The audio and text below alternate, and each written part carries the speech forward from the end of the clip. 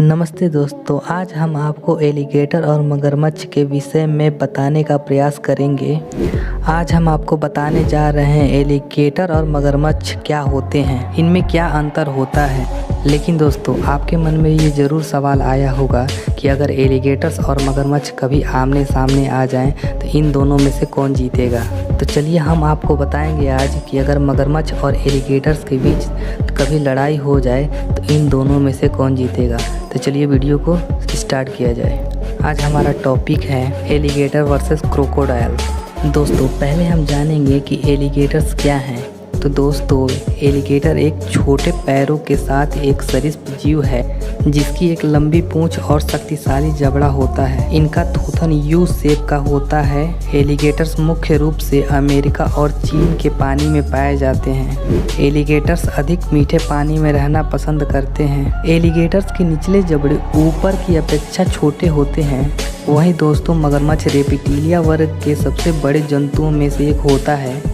इसकी लंबाई 4 से 5 फीट तक की होती है। इसका थूथन भी शेप का होता है, लेकिन ये दुनिया में हर जगह पाए जाते हैं। मगरमच्छ का निचला जबड़ा बड़ा होता है और ऊपर का जबड़ा छोटा होता है और मगरमच्छ का रंग हल्का हरा होता है। दोस्तों, अब हम बात करेंगे कि एलिगेटर्स और मगरमच्छ के बीच क्या डिफरेंस होता है। तो दोस्तों, इनकी पहचान कैसे करें कि कौन एलिगेटर्स हैं और कौन मगरमच्छ और इनमें से कौन सबसे शक्तिशाली है, चलिए हम बताते हैं। एलिगेटर्स का रंग हल्का काला या भूरा होता है और वहीं मगरमच्छ का रंग हल्का हरा या हल्का भूरा होता है। और एलिगेटर्स का मुंह यू शेप का होता है, वहीं मगरमच्छ का मुंह वी शेप का होता है। एलिगेटर छोटे पैरों का एक सरीसृप जीव है और मगरमच्छ रेप्टिलिया वर्ग का सबसे बड़ा जंतुओं में से एक होता है।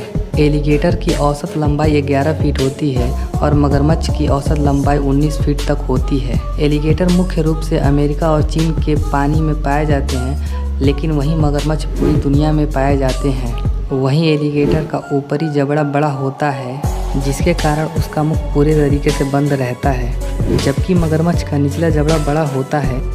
इसी कारण उसके कुछ दांत बाहर की ओर निकले रहते हैं। दोस्तों, वहीं जमीन और पानी में मगरमच्छ एलिगेटर की अपेक्षा धीरे चलता है। दोनों की ही औसत गति पानी में लगभग 30 किलोमीटर प्रति घंटे की होती है और ज़मीन पर 17 किलोमीटर प्रति घंटे की होती है। ये इसीलिए होता है क्योंकि एलिगेटर का आकार मगरमच्छ की अपेक्षा छोटा होता है और मगरमच्छ की तुलना में एलिगेटर काफ़ी फुर्तीले होते हैं और तेज़ गति प्राप्त कर पाते हैं। एलिगेटर मगरमच्छ की तुलना में थोड़ा कम आक्रामक स्वभाव का होता है।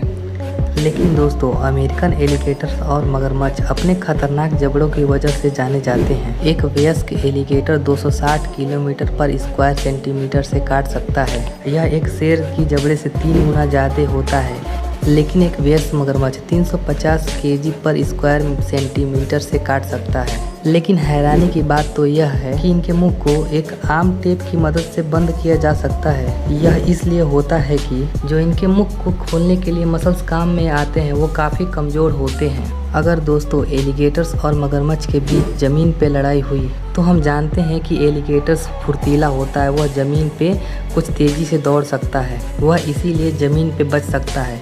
लेकिन अगर यही बात पानी में हो जाए तो हम जानते हैं कि पानी में एलिगेटर्स और मगरमच्छ एक समान तौर पर तैर सकते हैं। और हम जानते हैं कि एलिगेटर की अपेक्षा मगरमच्छ के जबड़े में ज़्यादा ताकत होती है। इसीलिए अगर मगरमच्छ और एलिगेटर के बीच में लड़ाई हुई तो एलिगेटर का बचना थोड़ा सा मुश्किल हो जाता है। तो दोस्तों, आप सबको पता चल गया कि अगर एलिगेटर्स और मगरमच्छ के बीच लड़ाई हुई तो कौन जीतेगा। अगर वीडियो पसंद आई हो तो लाइक करो और चैनल को सब्सक्राइब करो। Thank you.